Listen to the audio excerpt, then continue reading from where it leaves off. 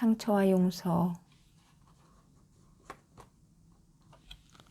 그래도 하느님은 용서하기를 원하신다.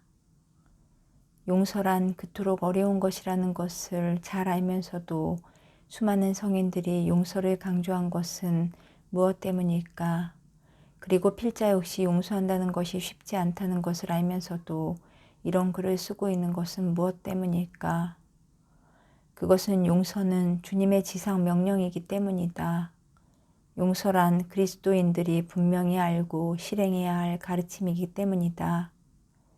날마다 우리는 주님의 기도를 외우며 용서하며 살아가기로 결심한다.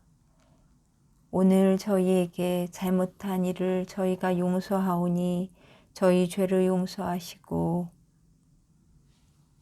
주님 앞에서 서로 용서하며 살겠다는 결심이 담겨 있는 이 기도는 그저 입으로만 암송하면 끝나는 기도가 아니다.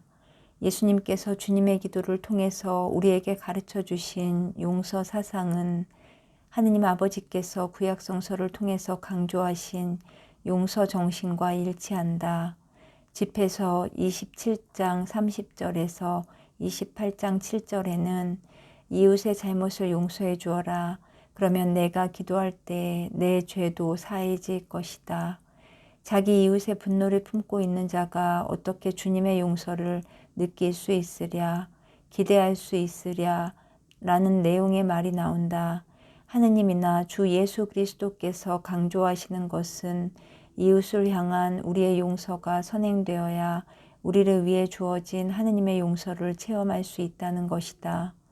용서에 관한 하느님 아버지와 구세주 예수의 가르침은 절대적이다. 만약이라든가 하지만이라든가 하는 핑계가 들어설 자리가 없다. 또 상대가 준비가 되면 이란 식의 조건도 붙지 않는다. 예수님은 우리에게 70번씩 7번 용서하라고 명령하였다. 70번씩 7번이란 무조건 용서하라는 것이다. 성서 숫자에서 7은 완전수이다.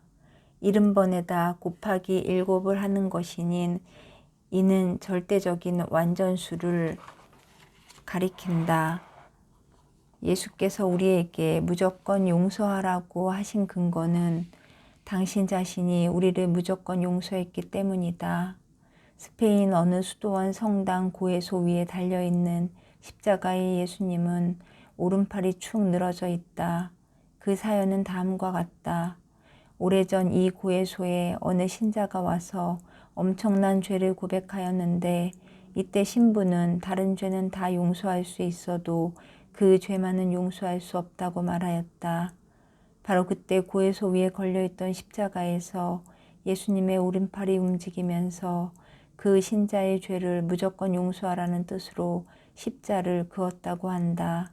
그로부터 이 십자가에 예수님 오른팔이 늘어져 있다는 것이다. 하느님과 예수님께서 우리에게 무조건 용서하라고 하시는 까닭은 무엇일까? 하느님의 나라는 용서의 나라이고 하느님 나라의 통치 방식은 용서로서 이루어지기 때문이다. 이 점은 구원 사업의 정점이었던 십자가 사건에서 잘 드러난다.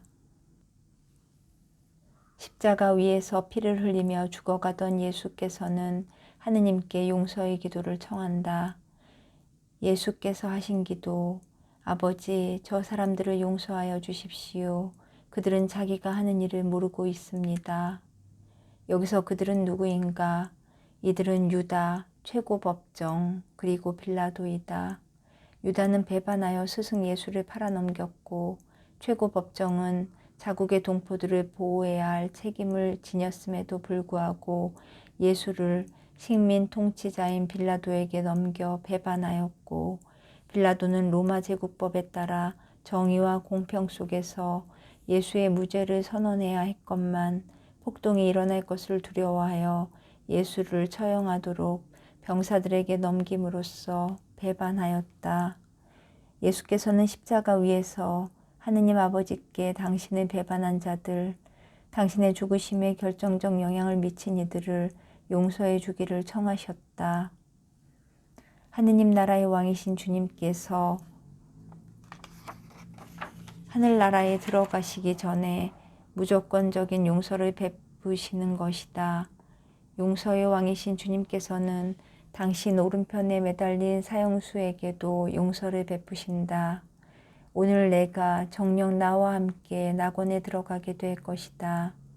살아생전 좋은 일이라고는 해본 적이 없는, 그래서 십자가 위에서 비참하게 죽임을 당할 수밖에 없는 사형수에게 예수께서는 무조건 용서를 베푸시는 것이다. 십자가에 달리신 주님께서 보여주신 이 사건들은 하느님의 왕국이 어떤 곳인지를 분명하게 드러내 보인다. 곧 하느님 나라는 용서의 나라요, 그 나라의 통치 방식은 용서인 것이다. 우리는 하늘나라의 시민들이기에 용서의 나라 시민들이다. 그런데 용서의 왕국의 시민권자가 되어 살아가는 우리는 과연 용서하며 살아가고 있는지, 우리가 진정으로 하늘나라 시민이기를 원한다면 우리에게 잘못한 이웃과 원수들을 용서할 수 있어야 할 것이다. 주님께서 요구하신 절대적 용서를 살아간 이들, 곧 용서의 왕을 그대로 본받아 살아간 이들은 우리가 용서를 하며 살아가는데 큰 힘이 되어준다. 아기 예수님의 거룩한 탄생을 기념하고 나서 바로 다음 날 기억하는 성인은 스테파노 성인이다. 왜 하필 스테파노를 성탄 다음 날 기념하는 것일까? 스테파노는 자기를 돌로 쳐 죽이는 이들을 위해 주님께 용서를 빌면서 순교하였다. 또 용서의 주님을 본받은 이가 있으니 토마스 모어다.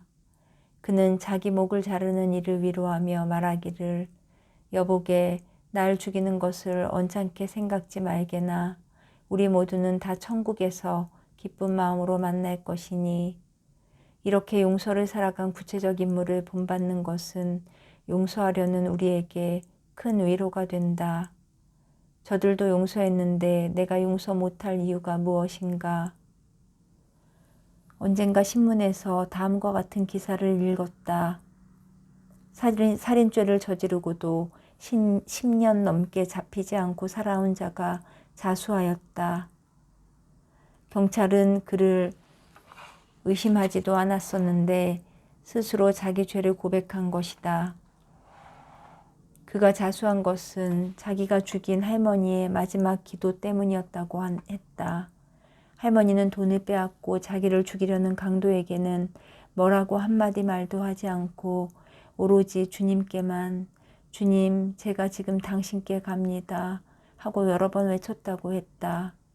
할머니의 그 마지막 말이 그 살인자의 마음을 지난 10년간 괴롭히다가 끝내 자수하게 만들었던 것이다. 오늘날은 전문가가 존중받는 시대다. 하느님의 전문은 용서이다. 우리가 용서의 전문가인 하느님을 존중하고 그분의 용서를 받으면서 살아가기 위하여는 우리에게 잘못한 이들을 용서할 수 있어야 한다. 평화의 기도를 하신 프란치스코 성인처럼 용서의 도구가 되어 살아가야 한다. 주여, 나를 평화의 도구로 써주소서. 미움이 있는 곳에 사랑을, 다툼이 있는 곳에 용서를, 분열이 있는 곳에 일치를, 의혹이 있는 곳에 신앙을, 그릇됨이 있는 곳에 진리를,